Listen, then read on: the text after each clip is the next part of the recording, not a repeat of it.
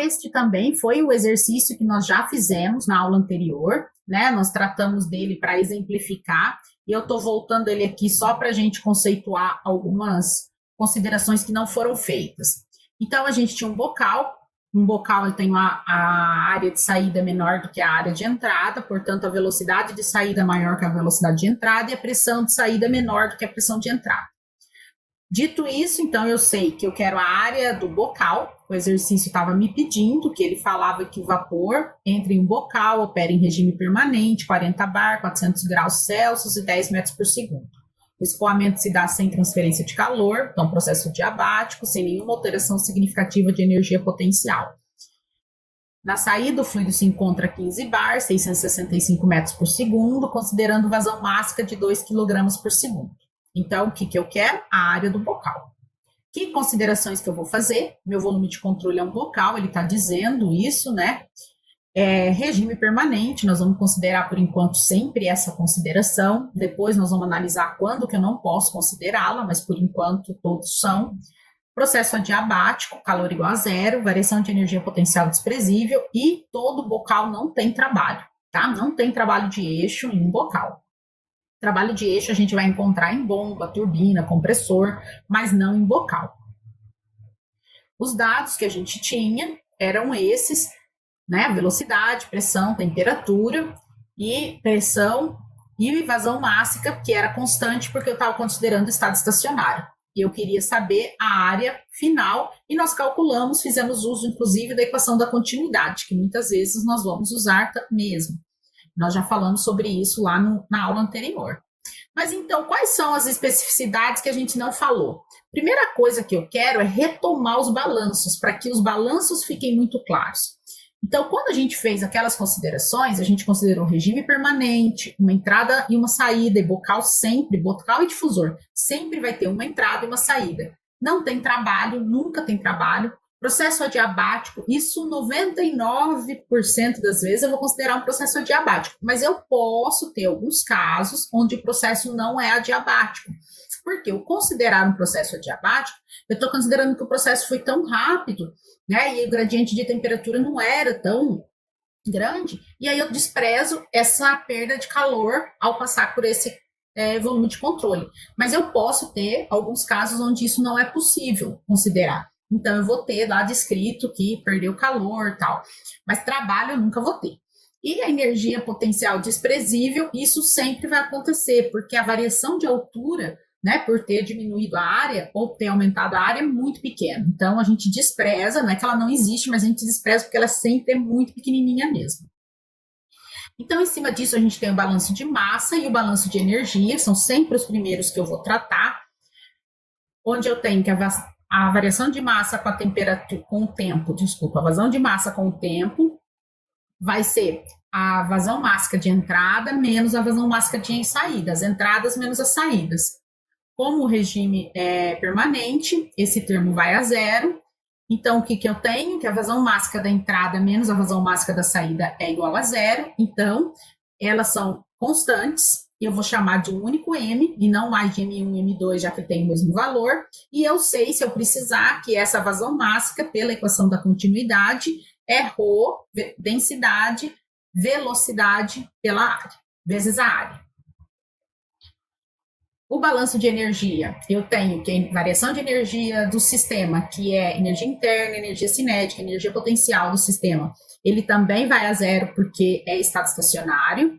E eu vou desprezar a variação de energia potencial. Nesse caso aqui, eu vou considerar o processo adiabático, então é zero. E sempre eu vou considerar o trabalho zero. Então, eu vou ter essa equação, a vazão máxima de entrada, pelas suas energias que entram junto com essa massa, a vazão máxima de saída, com as energias que saem consigo.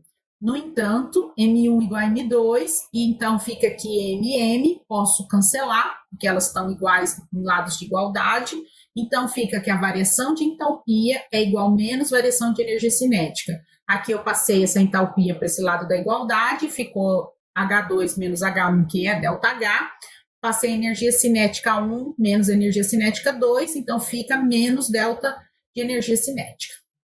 certo? Então, essa vai ser a equação genérica para um sistema onde eu estou considerando o processo adiabático em um bocal ou em difusor.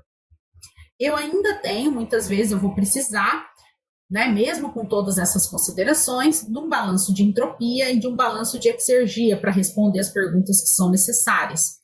Quando eu penso no balanço de entropia, nós já fizemos essa conceituação, eu tenho que a variação de entropia do sistema com o tempo vai a zero, porque é estado estacionário. Se for adiabático, eu não tenho essa parte que é a entropia de processos reversíveis. E se o processo não for irreversível, se ele for reversível, eu não tenho entropia de geração. Então, nesse caso aqui, como a gente não tratou nada sobre irreversibilidade, eu vou considerar que a variação de entropia, então a massa que entra, a vazão mássica que entra no sistema ou no volume de controle, ele está acompanhado de uma entropia, a que sai está acompanhado da sua entropia. E isso vai ser igual a menos entropia de geração, porque passou para o outro lado da igualdade.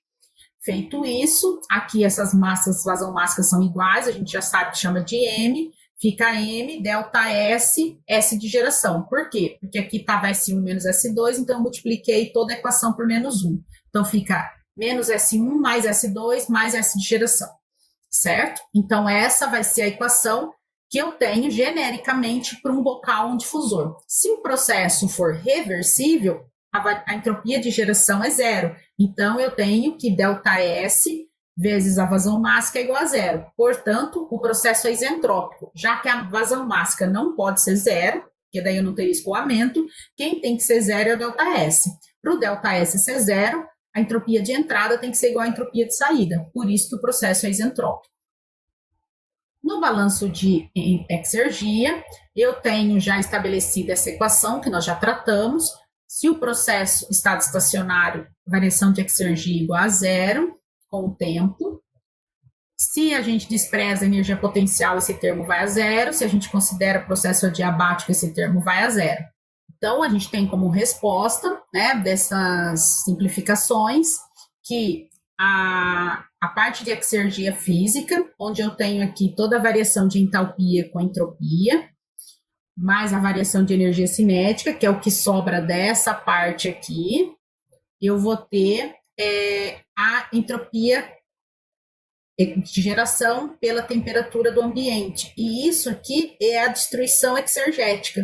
Então, se o processo for reversível, a entropia de geração é zero e eu não tenho destruição de exergia. Então, eu vou ter que toda essa condição aqui vai ser zero. E eu tenho que a variação de entalpia menos a variação de entropia pela temperatura vai ser menos a variação de energia cinética. E eu mostro que tem uma conservação nessa exergia.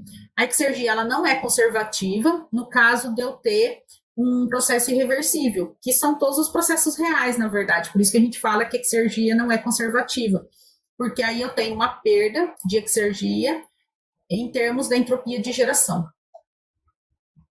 Uma outra coisa que a gente já falou um pouco na aula anterior, mas que a gente vai voltar a falar muitas vezes, é que tipo de fluido é esse. Nesse caso, é um vapor, a gente vai trabalhar mais um pouco com o vapor, mas ele poderia ser outro tipo de fluido. Vamos pensar que a gente tem condição de escoamento de líquido e de gás, tá? Se a gente pensar em líquidos, a gente já falou um pouco sobre isso, eu posso considerá-lo incompressível, se ele estiver longe das condições de mudança de fase, e eu posso considerá-lo compressível se ele estiver próximo das condições de mudança de fase.